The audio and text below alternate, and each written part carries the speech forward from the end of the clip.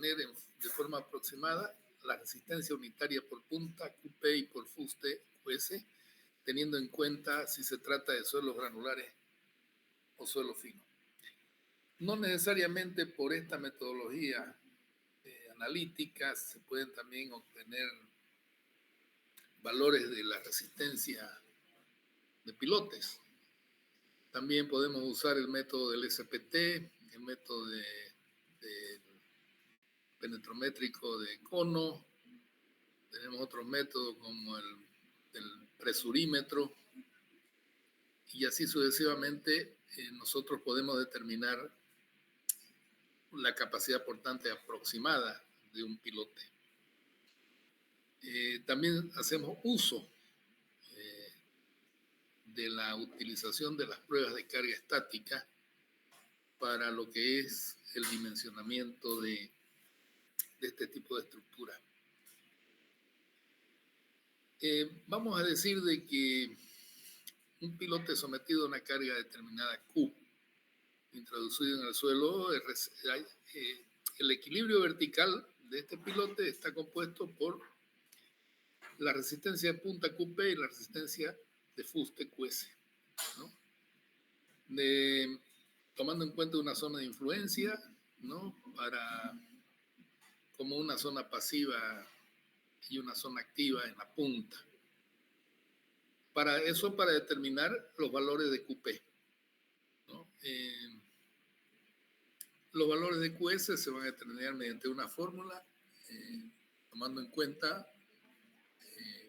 la fricción o la resistencia friccionante multiplicada por el área.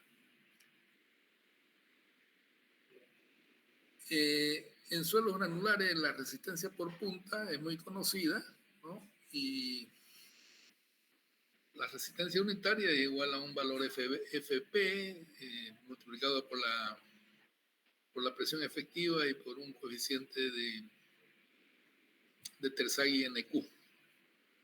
Es decir, tomando diferentes valores, ya sean estos para pilotes hincados o para pilotes hormigueados en sitio.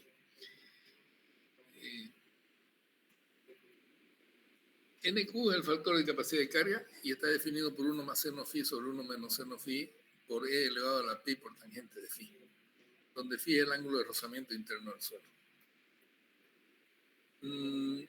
Dada la dificultad de obtener muestras inalteradas de suelos granulares, para hallar el valor de phi en laboratorio se recomienda proceder a su determinación mediante correlaciones con ensayos in situ de rozamiento, de penetración debidamente contrastada.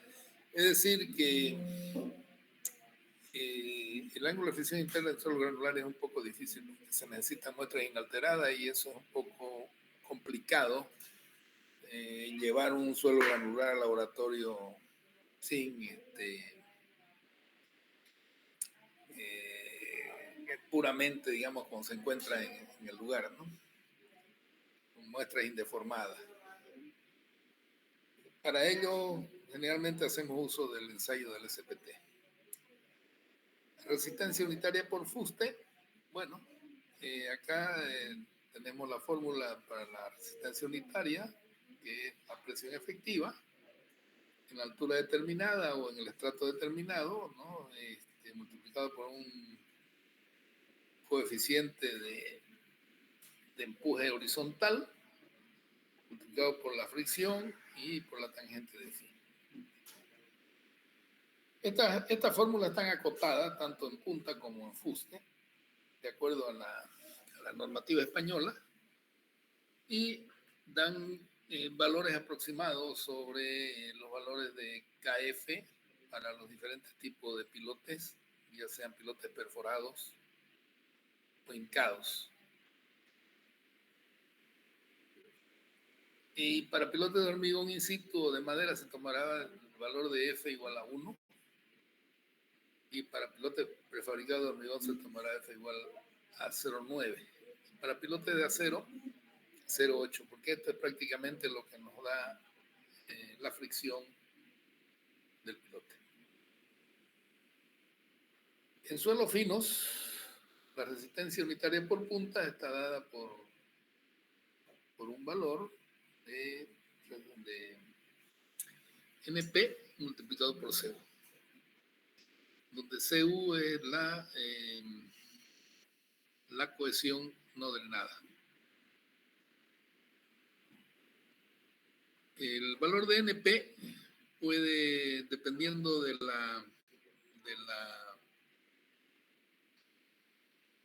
empotramiento que tiene el pilote, puede ser adoptado como un valor igual a 9. Y la resistencia unitaria por fuste puede calcularse como la relación entre 100 veces la cohesión sobre 100 más la cohesión. Y las unidades, en lo que está esta fórmula, serían en kilopascal. En pilote con fuste de acero en suelos finos, el valor de tau F a corto plazo se afectará por un coeficiente reductor de 0,8. Aquí hay una situación bastante interesante que para determinar la resistencia de hundimiento a largo plazo en arcillas, se utilizará el ángulo de rozamiento efectivo de los deducidos en los ensayos de laboratorio, despreciando el valor de la cohesión. Para ello se utilizarán las expresiones correspondientes a suelos granulares, es decir, la primera expresión que vimos nosotros, que sería esta de acá.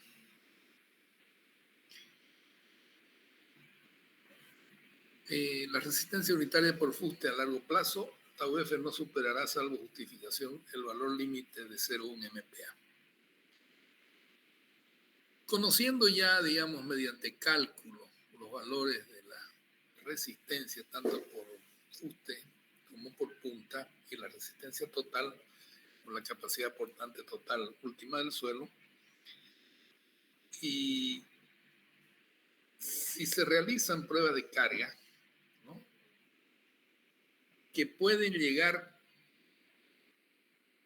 a la falla o no llegar a la falla, nosotros podemos, a través del método de Chin, determinar la resistencia total del pilote, como también la resistencia por fricción del pilote.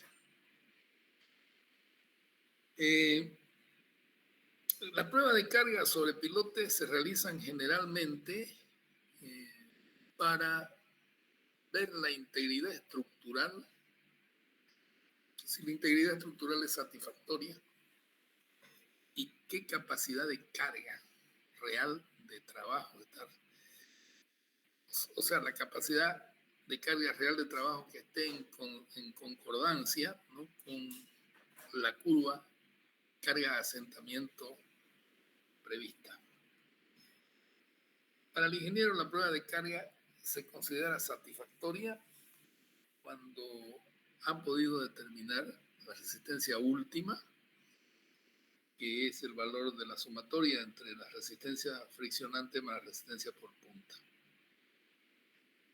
El asentamiento del pilote bajo la carga de trabajo y la carga QS del fuste y cope de la punta, resistencia bajo Q, o sea que es un desprendimiento de Q, una partición. Y desafortunadamente, estos valores de Q, QW, QS y QP no estén disponibles a que el ensayo de carga no se ha llevado a la falla y por falta de instrumentación. Es decir, generalmente la instrumentación que nosotros realizamos dentro de una prueba de carga es de colocar instrumentación sobre la cabeza del pilote. Eso a nosotros no nos da la posibilidad de ver cuánto es el acortamiento del pilote, por ejemplo, por compresión del mismo. Entonces, cuando nosotros instrumentamos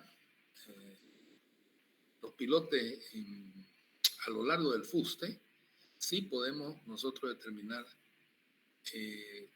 con toda seguridad los valores de deformación que se tienen en el fuste y cuánto es el valor de deformación que nosotros podemos encontrar bajo la punta del pilote.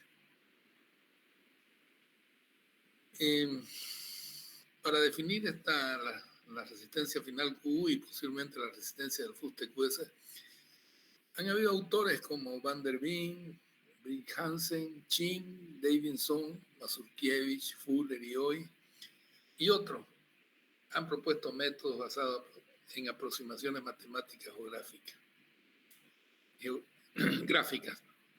Un estudio comparativo y exhaustivo de los 9 métodos más utilizados en la práctica han sido realizados por Felenio. Aquí viene lo más interesante de que debido a que la resistencia última Q sigue siendo el valor clave en la mayoría de los problemas de pilote, vale la pena recordar que varias definiciones de este concepto son dadas por diferentes autores y códigos. Por ejemplo, QUF es la falla que se produce por asentamiento observada in situ, es decir, por instrumentación, correspondiente a un incremento, un rápido incremento del asentamiento sin incrementar la carga. La otra manera de interpretar la carga última es la QU asintótica, derivada matemáticamente o gráficamente, que se da en la figura 3, a partir de la curva de asentamiento de carga medida. Es decir, aquí nosotros tenemos en la figura 2 una carga típica por incremento de los asentamientos sin aumentar la carga. Y esta es otra forma también de la curva de rotura que se da, ¿no? Que coinciden tanto por asentamiento y asintóticamente. Acá nosotros vemos en la figura 3 lo que es la Q última convencional, es decir, esta de acá que corresponde al asentamiento bruto del pilote igual al 10% del diámetro de él si es circular o equivalente si tiene cualquier otra forma. Por la carga, el rango de penetración alcanza un valor dado. Esto, por ejemplo, muchos autores la toman en cuenta. Inclusive el Código de Inglaterra está de acuerdo con esta definición. Los americanos, a través de la STM, también definen su Q de asentamiento, que es el asentamiento bruto que se alcanza para una deformación igual al 15% del diámetro de o equivalente. La falla derivada por el método de Chin cae en la categoría matemático asintótico y se ha definido más adelante como última de Chin. Este trabajo examina el desempeño de las recomendaciones de Chin en pruebas de cargas con asentamiento limitado y la capacidad de su método para predecir proporción de carga del fuste. Por eso, en pruebas de carga que no llegan a la rotura, es decir, que quedan con valores limitados de asentamiento, pero si se ha alcanzado una curva en la prueba de carga, ya es probable que a través del método de Chin nosotros podamos determinar la carga última. Bien, ¿en qué se basa el método de Chin? Este es reconocido como uno de los métodos más simples y ha sido adoptado por ingenieros en muchos países. Chin observó que en muchos casos la curva asentamiento S versus el asentamiento sobre la carga, da una relación lineal cuando el pilote se aproxima a la falla. La curva de respuesta en la aplicación Q versus S, o sea, carga versus asentamiento o carga-asentamiento del sistema solo pilote, puede entonces ser considerada de forma hiperbólica y ha sido expresado por Chin en el año 1970 de la siguiente forma. Que la relación asentamiento sobre carga es igual a una constante sumada a la pendiente de la recta por el asentamiento.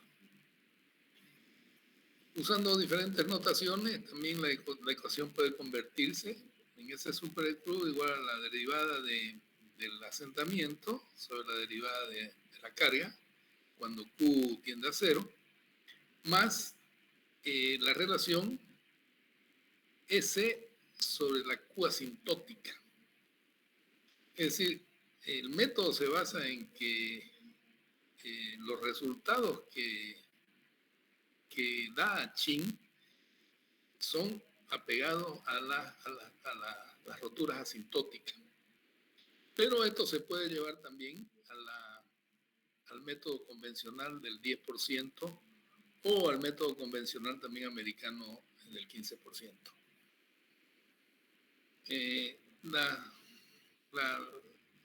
Lo que se toma en cuenta es Q, que es la carga aplicada sobre la cabeza del pilote. S es el asentamiento bruto de la cabeza del pilote. M es la pendiente de la gráfica lineal correspondiente a la inversa del valor asintótico de la resistencia última de Chin. Y C es una constante correspondiente a la pendiente inicial ds sobre dq, cuando Q tiende a 0, de la curva de asentamiento trazada en coordenadas lineales. Acá vemos una relación de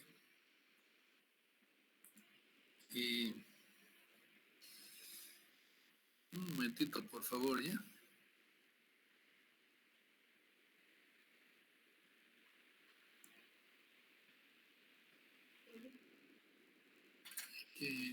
Esto estaba encaramado. Ya quiero que te diga. No, está bien. ¿Sí?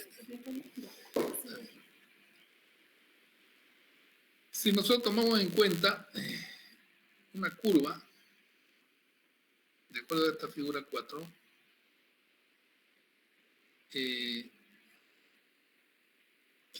esta puede ser la curva de una prueba de carga asentamiento.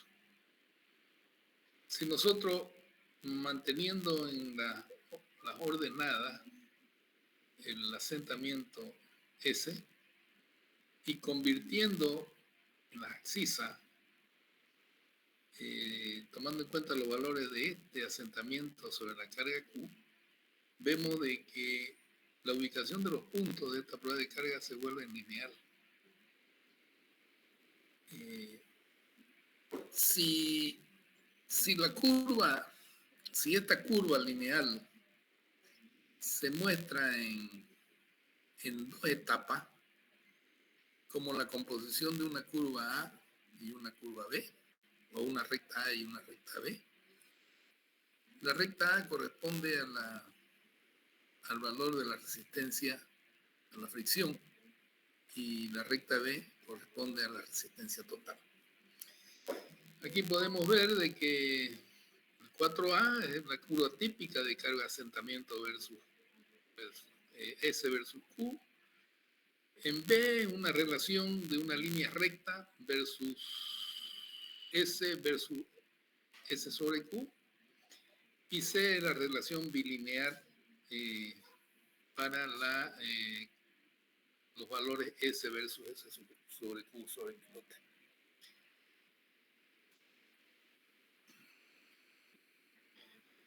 En la mayoría de los casos, y de acuerdo con las evidencias presentadas por Chin, una sola línea recta, como se muestra en la figura 4B, esta de acá, puede darnos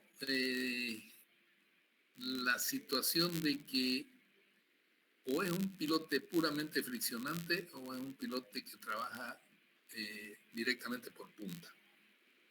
En cambio, esta situación de acá, de la curva, de las composiciones de curva, aquí sí se nota claramente de que hay una composición de resistencia total y resistencia por fricción en los primeros puntos de la curva.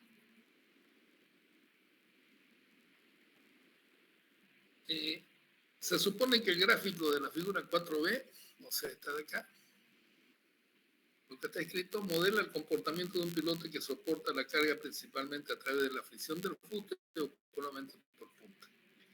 Debido a que la linealidad no siempre es explícita para los primeros puntos de la relación de Chin, este recomendó que estos puntos sean rechazados al determinar los valores de C y de M.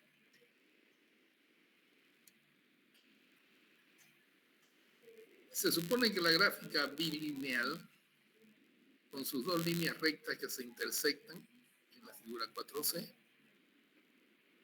corresponde a los pilotes soportados por fricción combinada del fuste y de la punta, debido a que la resistencia de punta necesita un asentamiento más alto para movilizarse que la resistencia del fuste. Se ha sugerido que la primera parte A representaría la resistencia por fricción del fuste, mientras que la segunda parte B representaría la carga total. La validez de estos supuestos se mostrarán más adelante. Las ventajas presentadas a priori por el método son innegables para la práctica común. El método no está vinculado a ningún parámetro del suelo. Da la posibilidad de analizar los resultados de las pruebas de carga rápida o pruebas de carga mantenida. Y para pilotos sometidos a compresión o carga de tensión, permite una comprobación continua mientras se realiza la prueba. La interpretación se puede llevar a cabo simplemente utilizando como máximo una calculadora de bolsillo. La definición de cargas características Q, QS, QP es sobre la base de reglas matemáticas. Debido a la linealidad de la gráfica S versus S sobre Q, es fácil determinar cualquier carga asociada a cualquier asentamiento bruto dado. En un asentamiento igual al 10% del diámetro del pilote, se puede obtener Q chin al 10%, que es una estimación de la Q convencional, según los criterios del 10%. Sin embargo, Felenio en 1980, Fleming en el 92 e Inglaterra en el 99 han demostrado que inconvenientes considerables pueden complicar la interpretación y distorsionar el rendimiento del método. Estos son: la necesidad de recopilar datos con asentamientos suficientes grandes, S, para evitar deducir una resistencia última falsa; la sensibilidad marcada al procedimiento de ensayo elegido, que exige incrementos de tiempo constante, así como un número suficiente de estados de carga. La validez del método se ve comprometida por el hecho de que la respuesta real del sistema pilote-suelo no es exactamente una forma hiperbólica. En particular, el asentamiento elástico del pilote es una causa importante de análisis erróneo, especialmente en la primera parte A de la curva, donde el acortamiento elástico puede ser una gran proporción del movimiento de la cabeza del pilote. Bien, estos son los refutes, como se dice, ¿no? O las recomendaciones. Una aplicación estricta del método de Chin se ha realizado en un pilote sometido a prueba de carga. Este era un pilote CFA de 480 milímetros de diámetro, 7 metros de largo y perforado en arcilla margosa, conocido como tufa, con una proporción de carbonato de calcio del 26%.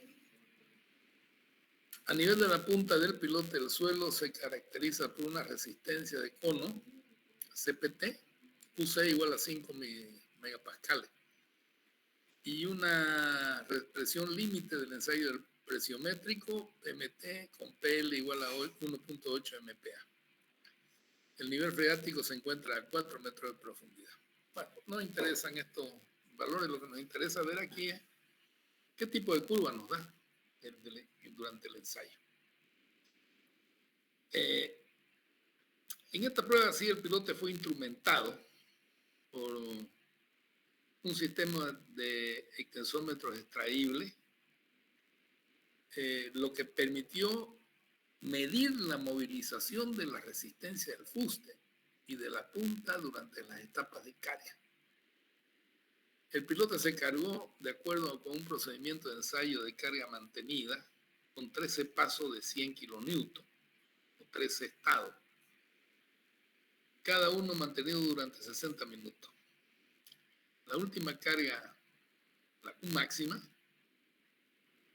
1.3 meganitros, se aplicó durante 15 minutos solamente debido al rápido incremento de asentamiento que se observó, lo que indica una falla de hundimiento bajo esa carga. Es decir, fueron 13 pasos, ¿no?, donde se midieron los asentamientos cada 60 minutos entre un estado y el otro. Y dio este tipo de curva. Mirando la curva asentamiento, lo tenemos también acá, sobre carga, que lo tenemos acá, esto no, aparentemente da una línea recta por el tamaño de la figura, ¿no? Pero si nosotros agrandamos, digamos, esta recta, vamos a ver de que se denotan que la curva tiene un quiebre que viene hasta este punto y de este punto corre para acá. Esta sería la recta para la determinación de la resistencia última y esta sería la recta para la determinación de la resistencia por fricción. Dice así: cuando se agranda la relación S versus S sobre Q, indica claramente las partes A y B, como se muestra en la figura 6, la que acabamos de ver. Una regresión lineal realizada utilizando los 7 últimos puntos antes del fallo, es decir, desde los 600 kilonewton a los 1200, ha dado como resultado estos valores, el cálculo de C, que da 2.36 por 10 a la menos 3, y Q chin asintótica, o Q chin igual a Q asintótica, que da 1 sobre la pendiente, da el valor de 1315 meganewton. Aplicando la fórmula hiperbólica de Chin, un asentamiento bruto limitado al 48 milímetros, que es el diámetro del piloto probado, que daría el 10% del diámetro equivalente, da la relación S sobre Q sobre 1 sobre 1315 por S más 2.36 por 10 a la menos 3, que es la fórmula que habíamos visto acá.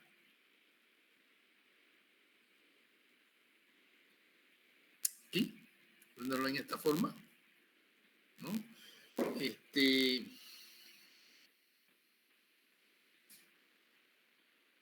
Podemos calcular nosotros el valor de Q, ¿ya?, para un asentamiento de 48 milímetros, y ese valor da 1235 meganewton. Es decir, según este cálculo, es un 17% mayor que el valor obtenido en campo, ¿no? Tanto la instrumentación del pilote permite comprobar la resistencia del fuste según el criterio de Chin sobre la primera parte de la curva QS Chin, y 10%, que da 715 kilonewton, con el valor medido QSU al 10%, que fueron 860. O sea, el valor encontrado por Chin fue un poco menor que el valor medido. Para el caso considerado, el valor puede considerarse bastante bueno en términos geotécnicos, ya que la diferencia entre los valores calculados y medidos es solo del 17%. Siguiendo estos primeros resultados alentadores, se han investigado el rendimiento del método para un mayor número de pruebas del piloto realizadas por los autores. Se investigaron los siguientes ítems: la estabilidad del método, la sensibilidad del método en función de las lecturas de campo disponibles al determinar la capacidad final. Es decir, esta es una curva donde son curvas que muestran el movimiento del pilote de acuerdo a la instrumentación que se hizo a lo largo del fuste y en la punta. Acá son valores del ensayo de cono y valores del presurímetro en la punta, que más o menos son casi similares. Y esto es también la resistencia del CPT. Para ilustrar un poco más, en pruebas de carga realizadas en la ciudad de Santa Cruz de la Sierra, no voy a decir el nombre porque a usted no interesa esto, sino lo que nos interesa son los resultados que hemos obtenido de ella, ¿no? Fueron en pilotes de diámetro 0,80 metros, constituyentes de las fundaciones de una edificación de gran altura, con longitudes de 20 metros, excavados con lodo bentonítico y vaciados en sitio. O sea, excavados y estabilizados con el lodo bentonítico y vaciados en sitio. La cabeza del pilote se encuentra a una profundidad de menos 8 metros. Es decir, que la punta, desde la superficie hasta el fondo, estaba más o menos, había intercalaciones que iban desde los 28 a los 30 metros de acuerdo al espesor del cabezal. La conformación estratigráfica muestra suelos de arena limosa en gran proporción y estratos de arcilla de baja plasticidad con nivel freático a una profundidad de 4,70 metros. La punta del piloto se encuentra ubicada en un estrato de arena limosa y arena mal gradada, con número de golpe del ensayo de SPT en el 60 de mayores a 50. O sea, la punta del piloto estaba en un estrato bastante duro. El piloto se instrumentó con 2 extensómetros en la cabeza y ubicados diametralmente opuestos, lo que permitió medir la movilización de la cabeza durante los estados de carga. Se cargó de acuerdo con el procedimiento A de la prueba rápida, la norma STM D114307, con 20 estados de 39 cada uno, 39 toneladas cada estado, mantenido durante 5 minutos. Por eso fue prueba rápida. En el estado 20, mientras se realizaba una espera de 15 minutos, porque era el último estado, y bajo carga de 780 toneladas, el piloto empezó a hundirse. La supervisión de obra autorizó el incremento de un estado más de carga, llegando a cargar 819 toneladas, obteniendo una deformación progresiva hasta 57,63 milímetros. Es decir, miren que no se llegó a la deformación convencional del 10% del diámetro de la cabeza del piloto. Fue antes. Es decir, quedó como a 23 milímetros de alcanzar, digamos, la rotura convencional. Pero ya había una deformación bastante excesiva. Inmediatamente después se recibió la orden de realizar la descarga del pilote, la cual se realizó en 5 estados de carga. Se obtuvo un asentamiento remanente de 42 milímetros. Es decir, que de los 53 solamente se descargó la diferencia para llegar a 42 milímetros. Eso fue lo que volvió el pilote hacia arriba. La planilla de carga de asentamiento se muestra acá. Aquí fueron las cargas que se aplicaron y los asentamientos obtenidos. Cuando se estaba en este estado fue cuando el piloto empezó a hundirse.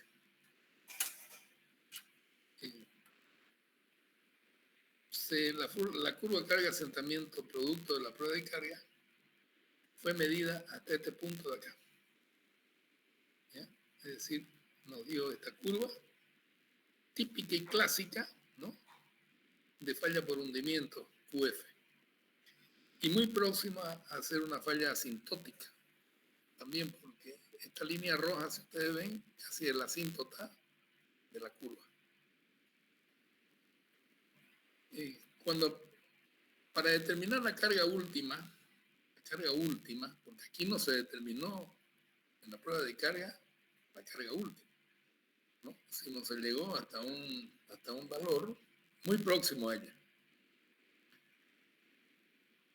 Mediante la aplicación del método de Chin, hacemos también otra curva, asentamiento versus ese asentamiento sobre carga.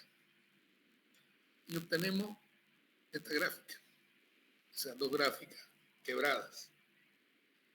Esta muestra la resistencia total del pilote y esta muestra la resistencia por fricción.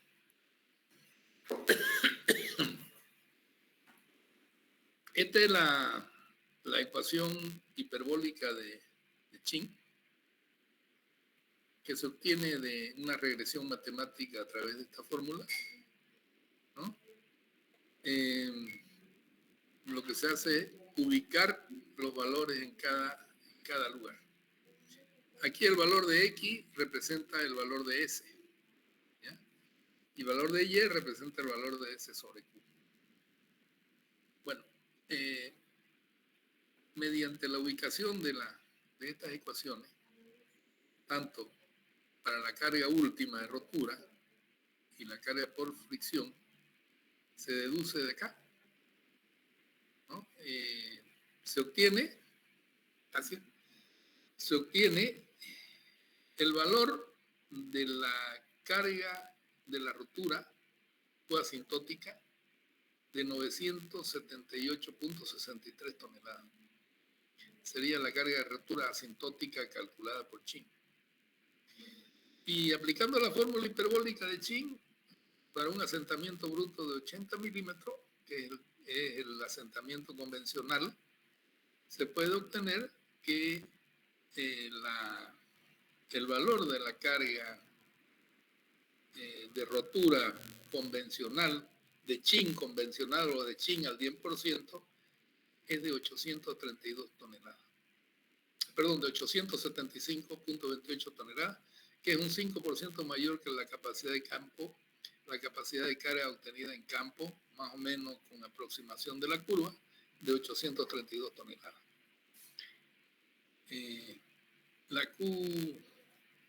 La resistencia por fricción sería de 409.10 toneladas y la resistencia por punta, que sería la diferencia entre estas dos, estaría alcanzando 416.18 toneladas. Esa es una aplicación bastante valedera que nos permite a nosotros poder determinar valores de capacidad de carga última cuando las pruebas de carga no llegan a la falla. Esto porque muchas veces las pruebas de carga se hacen sobre pilotes estructurales y, bueno, no quieren que el pilote se desplace bastante, ¿no? Acá por lo menos se tuvo un gran desplazamiento que permitió, digamos, obtener valores reales, ¿no? Porque este vendría a ser el valor real medido, campo 832, ¿no? 832 toneladas. Generalmente cuando se tiene la carga de falla de carga última, bueno, según la norma, la carga admisible tendría a ser 832 sobre 2. Que estaríamos hablando de 416 toneladas, ¿no? Lo podemos venir acá. Lo tenemos por aquí. Tenemos el asentamiento que puede llegar ante las cargas de trabajo, que apenas serían 7 milímetros. ¿Qué significa eso? Que el pilote es muy bueno, está dentro de lo pensado, de lo calculado, ¿no? Y refrendado por una metodología donde sí podemos decir de que la resistencia de fuste, ¿no? La resistencia por fuste estaría alcanzando 410 toneladas, ¿no? Que la podíamos mirar acá. Estaría trabajando 410, más o menos por acá. Y el trabajo que estaría haciendo este pilote, con 410 toneladas dividido entre 2, que serían 200 y pico, 205, ¿no? Correspondería al fuste y el saldo correspondería a la punta. Si vemos en términos reales, si tenemos 7 centímetros de asentamiento, bueno, esto está en parte todavía friccionante. O sea que el trabajo del pilote sería puramente friccionante. Porque a partir de las 410 toneladas o las 409 recién ya la punta estaría recibiendo algo de carga. Si hay alguna pregunta, estamos prontos para responder.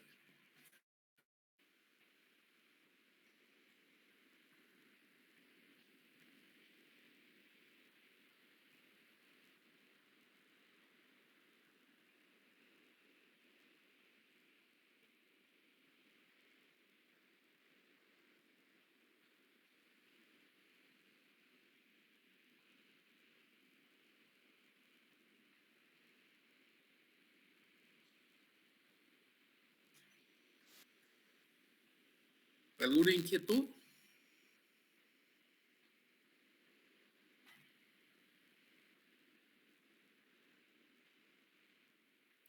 Ingeniero, una preguntita.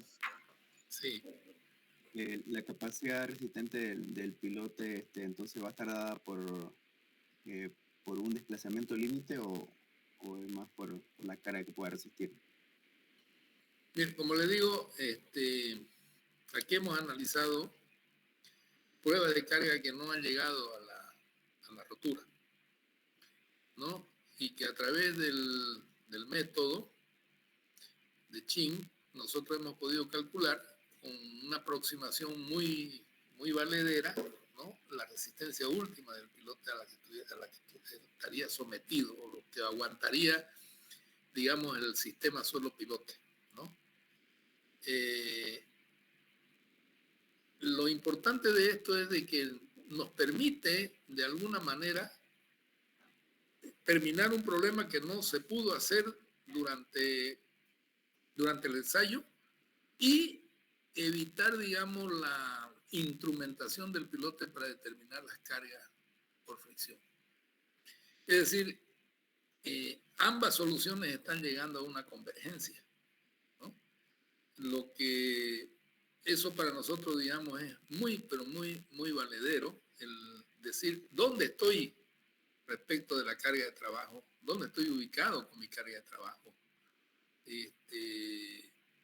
Inclusive con menos datos que lo que hemos obtenido durante la prueba de carga, se puede llegar ya a obtener datos de rotura.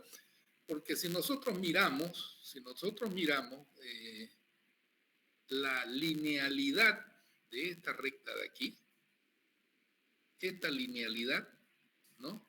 Si le cortamos algunos valores que no estarían por acá para abajo, pues esto todavía sigue permitiendo calcular, digamos, con esta parte de la curva, esta misma ecuación, muy próxima, ¿no? Si esta prueba de carga, bueno, esta prueba de carga haya llegado deformando el pilote más allá de 80 milímetros o 80 milímetros, digamos, hasta el tema de 80 milímetros, no hayamos necesitado nosotros buscarlo a Chin para calcular la resistencia del pilote. Es decir, ya teníamos la resistencia final y punto, ¿no? El tema es que, aparte de eso, muchas veces es necesario conocer a cuánto está trabajando la punta, a cuánto está trabajando la fricción. Y como estos suelos son friccionantes, es decir, y tienen una buena resistencia en punta, quiere decir de que hay una, como se dice, una combinación entre entre la fricción y la punta para el trabajo de este pilote. Eso sería la respuesta.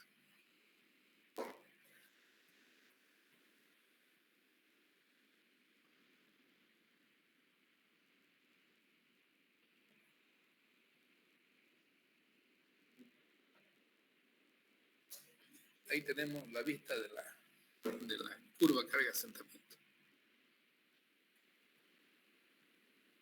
Esta curva carga-asentamiento no ha sido modificada. Es la carga real que se ha obtenido en campo, en estos puntos de acá.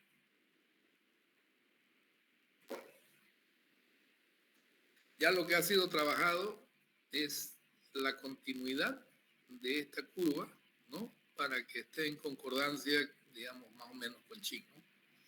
Es decir, Chin tiene un error, digamos, da valores superiores un poco.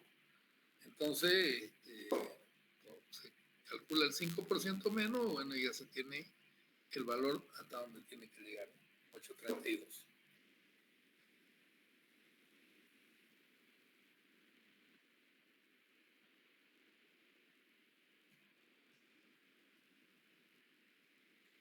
Yo lo que siempre recomiendo es de que cuando nosotros estamos frente a un proyecto y bueno, y se han hecho los diseños de capacidades de carga de las fundaciones, no es necesario terminar de construirlas para verificar la capacidad de carga, ¿no? Lo más importante sería probar primero si el cálculo analítico o por alguno de los métodos conocidos está en concordancia con las pruebas de carga, ¿no? Porque ahí nos va a dar lugar a nosotros de poder corregir, ¿no? Si estamos a mucho o estamos a poco. No esperemos tener todo construido para proceder a hacer pruebas de carga, ¿no? Porque imagínense de que una prueba de carga dé menos de lo que se está suponiendo y se está construyendo. Y una vez ya cuando ya está piloteado el sitio, ya es muy difícil volver a construir para reforzar, ¿no? En otras partes del mundo, bueno, se diseña y se verifica mediante pruebas de carga, ¿no? Estamos en concordancia.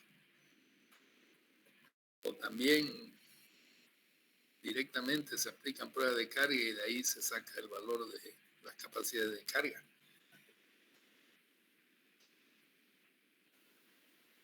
Sí, buenas tardes, Marcos. Ingeniero, buenas tardes. ¿Cómo estás?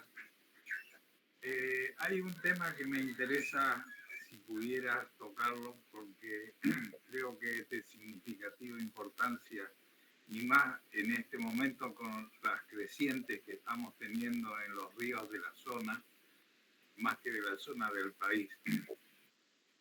El tema del cálculo de la socavación de las erosiones es de suma importancia, porque si no se hace ese cálculo, evidentemente tenemos un problema muy serio, porque no sabemos de qué longitud nos va a quedar el pilote empotrado en el cauce del río. Correcto, ingeniero. Bueno, de acuerdo a experiencia obtenida, por ejemplo, en la construcción del puente Paila, la construcción de los pilotes, cuando se estaban haciendo los preparativos de la prueba de carga para la verificación de la capacidad resistente, vino una crecida extraordinaria y los pilotes de anclaje que nos sirven para poner la estructura de carga fueron dañados por la creciente y hubo una rotura de los pilotes, porque se perdieron los pilotes. Es decir, yo tuve la habilidad de poder, porque la armadura que tenían estos pilotes de anclaje eran de que los fierros eran soldados de cabeza a punta y estaban a una profundidad de 40 metros. Es decir, las barras la barra de resistencia, tracción, íbamos soldándola. Y encontramos que ahí en el Río Grande, la erosión localizada que hubo estaba más o menos aproximadamente a 12 metros de profundidad. Eso fue una sorpresa porque el tema del cálculo donde se colocaron los cabezales estaban a 6 metros de profundidad. Es decir, el cálculo que se había realizado, el cálculo hidráulico, de acuerdo a los datos hidrológicos y todas esas cuestiones, daban una erosión de 6 metros. Pero sin embargo, la carga, la erosión real que se pudo evidenciar en ese momento fue de 12 metros. ¿En qué influye esto? Influye en que hay parte del pilote que no, si bien nosotros vemos de que están a ras del fondo del cauce, este es movible. Entonces, esa capacidad de carga de esos pilotes debe ser despreciada porque ante una creciente no hay capacidad resistente por fricción, ¿no? Entonces hay que tener mucho cuidado en eso y determinar con exactitud, bueno, a través de los valores hidrológicos e hidráulicos, la determinación de estas longitudes de trabajo. Muchas veces todo el mundo piensa que cuando nosotros tenemos un pilote hundido dentro del lecho de un río, le miran a la superficie del lecho y dicen, bueno, este pilote de 30 metros va a tener una capacidad bastante, pero hay que pensar que ese suelo se mueve, ¿no? Que empelota al pilote, entonces eso no está... Este método yo lo he aplicado también en la determinación de capacidad de carga a través de pruebas de cargas reales, es decir, para el puente Mario Foglianini aquí en la ciudad de Santa Cruz, ¿no? Se hicieron pruebas de carga sobre la superficie del río. A través de estos ensayos se descontó más o menos el movimiento de suelo que iba hacia abajo, porque también se hicieron investigaciones, el CEARPI en su oportunidad hizo investigaciones sobre el movimiento de suelo por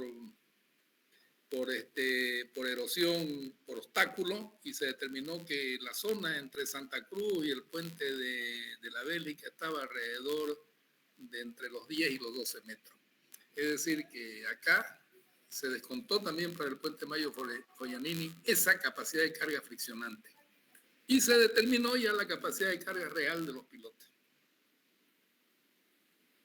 Claro, lo que es importante decir y tener en cuenta es de que hay que tener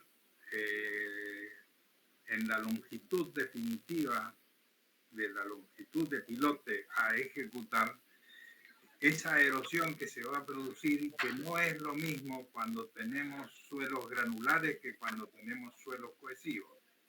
Sí. Y ahí tenemos una situación bastante diferenciada.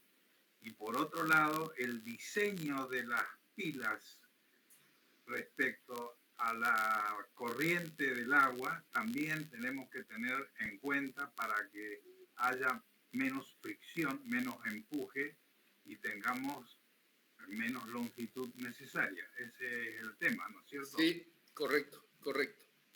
Ahora, por ejemplo, en este nuevo puente que se ha construido, el puente del Urubó-Villás, ¿no? Se han considerado ahí, el calculista que hizo los cálculos de pilote consideraron una erosión del lecho de 15 metros de profundidad. ¿No? Entonces, la capacidad resistente de ese pilote está a partir de 15 metros desde la superficie hacia abajo. Claro. Y ahí vamos con fricción y vamos al final con punta, ¿no? Claro. Y a esos pilotes se le pusieron celdas de carga para aumentar su capacidad por punta. Claro. Eso me gustaría que le puedas explicar al auditorio que tenés, Marco, de que precisamente cómo haces la medición a semejante profundidad para saber perfectamente los valores de la fricción y de la carga por punta. Sí, utilizando por ejemplo las fórmulas, ya sean basadas en el SPT, que son una de las fórmulas más aproximadas, ¿no? Porque no vamos a encontrar un valor exacto, sino a través de pruebas de carga, ¿no? Nosotros hicimos pruebas de carga, por ejemplo, en los 3 puentes, ¿no? Y se determinó un valor, pero un valor donde la resistencia a fricción estaba aumentada, por ejemplo, en el suelo ese que se va a mover. ¿Y cómo descontamos esa fricción? Ese, por ejemplo, es un hecho de que a través de las curvas de capacidad de carga que hemos obtenido por las pruebas, y de acuerdo al movimiento que tiene el piloto, bueno, y mediante la aplicación de fórmulas basadas en el ensayo SPT, logramos nosotros calcular la friccionante, digamos, a todo el suelo móvil y descontarle la capacidad de carga a los resultados reales, ¿no? Esas son las metodologías que se aplican, ¿no? Ese es un tema interesante que, bueno, no creo que te dé tiempo para explicarlo, pero las fórmulas de Larsen-Tod y de Jaroslavsky dan precisamente cómo calcular las longitudes de erosión en función a los diferentes estratos que tenés en el suelo, ¿no es cierto? Que es el caso que tenemos acá en Santa Cruz, en los ríos que tenemos en la zona de Santa Cruz. Correcto.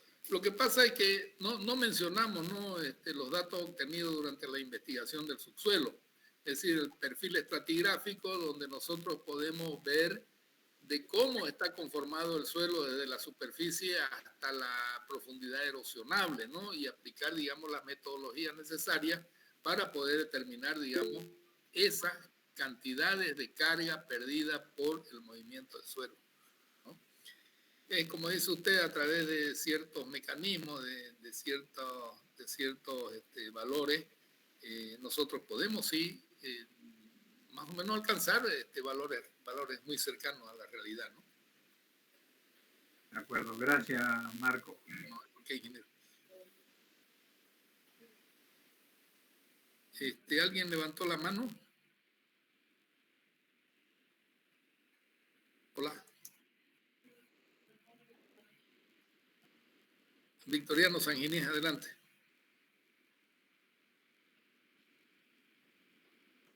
Adelante.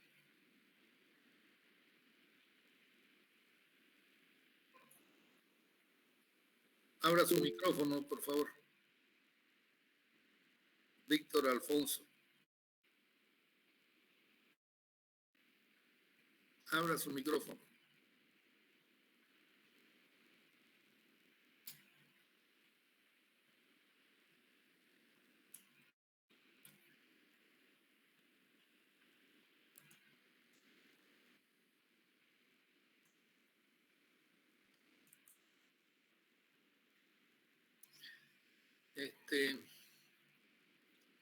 Ingeniero, Sí, adelante.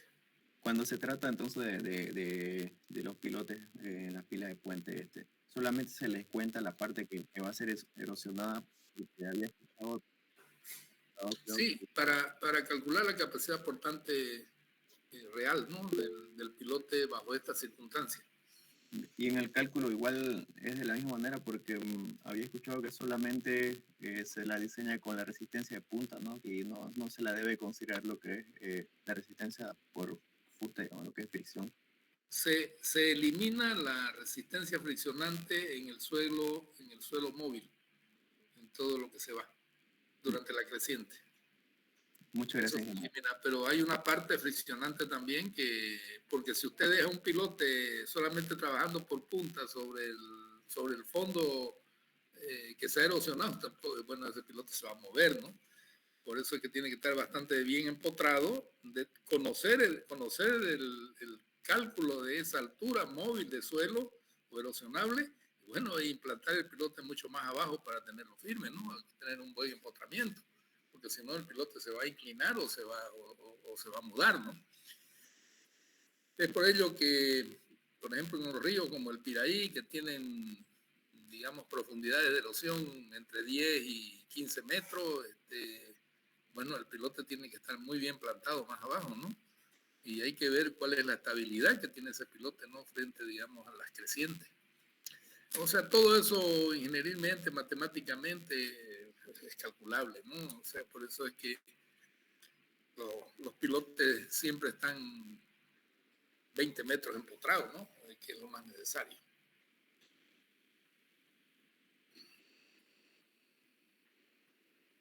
Trabajar por punta es perder fricción también, ¿no? Toda la capacidad de carga friccionante. Si no van a tomar en cuenta la capacidad friccionante que salda hacia abajo, ¿no? Buenas tardes, ingeniero Arturo de ESA. ¿Cómo está usted? Ingeniero, buenas tardes, un placer escucharlo. Yo simplemente quería comentar en relación a lo que dicen, que si los suelos son friccionantes, además de no considerar la resistencia del sector que se ha erosionado, también hay que tomar en cuenta la disminución de la presión vertical efectiva para calcular y evaluar lo que queda como resistencia en la parte más abajo, ¿no?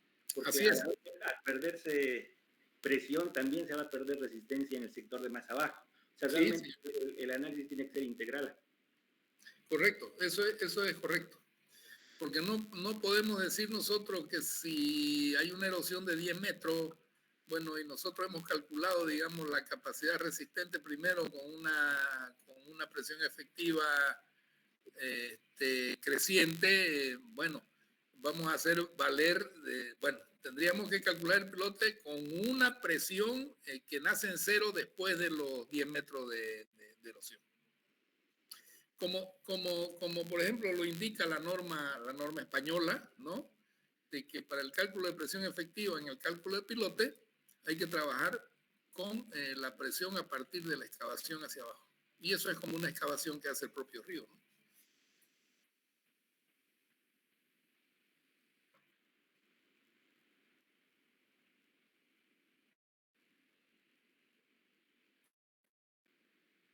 ¿Alguna otra pregunta?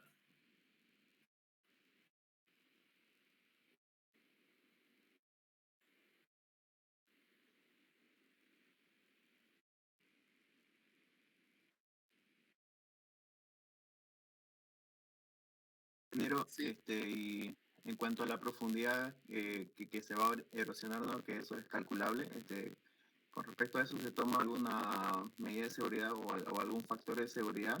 Porque quizás si calculamos y después, ¿no? Como sucedió en el ejemplo que nos explicó, por ahí se erosiona más de lo debido, digamos.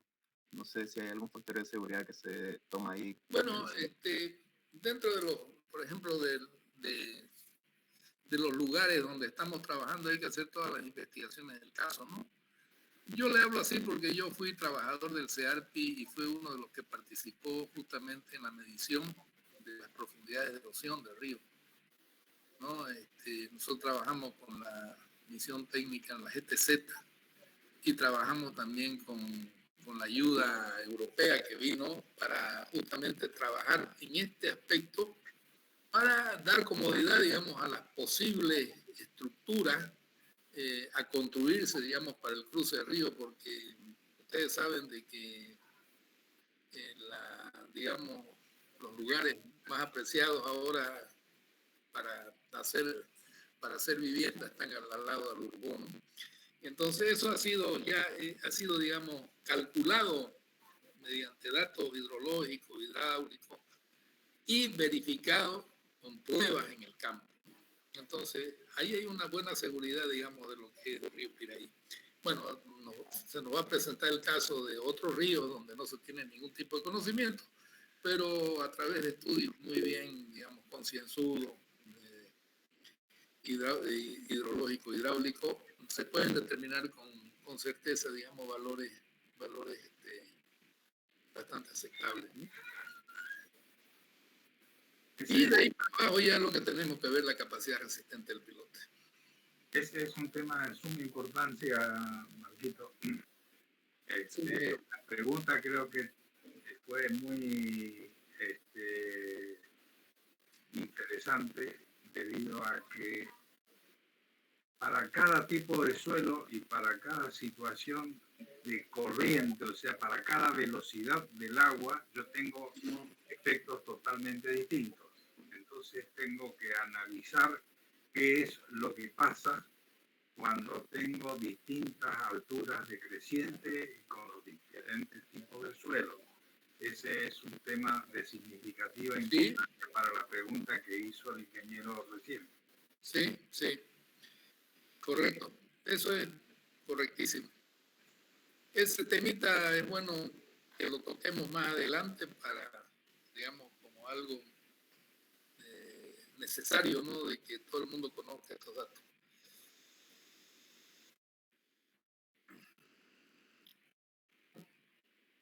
Yo les quedo muy agradecido por la paciencia en escucharme, ¿no? Y estaremos siempre atentos para compartir algunas cosas interesantes de la ingeniería. Yo agradezco la participación del ingeniero Dehesa, la participación del ingeniero Roberto Carlos Rodríguez, de todos los que están presentes ahora, y ténganlo por seguro que vamos a seguir teniendo charlas de este tipo. Muchas gracias. Te agradezco, Marco, por el interés que pones en el tema y creo que es la forma de hacer ingeniería. Gracias en nombre de todos los colegas. Gracias, ingeniero.